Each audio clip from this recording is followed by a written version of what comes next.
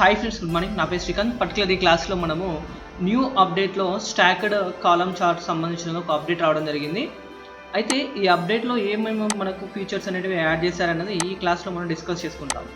అయితే ఇంతకు ముందుకు మనము ఈ యొక్క స్టాక్డ్ కాలమ్ చార్ట్లో కనుక మనం సెలెక్ట్ చేసుకున్నట్లయితే ఓన్లీ ఇలాగే మనకు వచ్చేసాయి. వీటిలో మనం డేటా లేబుల్స్ కనుక ఆన్ చేసేసుకున్నట్లయితే ఓన్లీ ఇక్కడ వరకే డేటా లేబుల్స్ అనేవి కనిపిస్తాయి.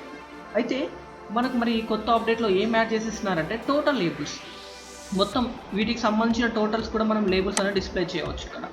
ఓకే, మళ్ళీ ఈ టోటల్ లేబుల్స్లో వాటి యొక్క కలర్స్ కానీ మనం మార్చుకోవచ్చు.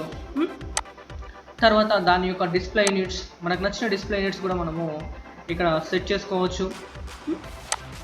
తర్వాత నెక్స్ట్ వాటి యొక్క సైజెస్, మళ్ళీ డిస్ప్లే యూనిట్స్కి మీరు ఏమన్నా కలర్ యాడ్ చేసుకోవాలనుకుంటే కూడా మనకు కలర్ కూడా యాడ్ చేసుకునే రైట్స్ కూడా ఇచ్చినారు. ఇలా ఓకే. తర్వాత నెక్స్ట్ వచ్చేసి ఈ స్ప్లిట్ పాజిటివ్ అండ్ నెగిటివ్ కూడా మనకు ఇవ్వడం జరిగినది. ఓకే, సో ఈ యొక్క అప్డేట్లో ఈ యొక్క స్టాక్డ్ కాలమ్ చార్ట్ యొక్క అప్డేట్ మాత్రం ఇక్కడ వరకే ఇవ్వడం జరిగినది. తర్వాత నెక్స్ట్ అప్డేట్స్లో మరి ఇంకేమైనా అప్డేట్స్ ఇస్తారనేది మనము ఆ అప్డేట్స్ చూసేసి కంపల్సరీగా మనం ఫాలో అప్ చేస్తూ ఉంటాము. తప్పకుండా మీరు అప్డేట్స్ కనుక నేర్చుకోవాలంటే మన ఛానల్కి సబ్స్క్రైబ్ చేయండి అండ్ షేర్ చేయండి.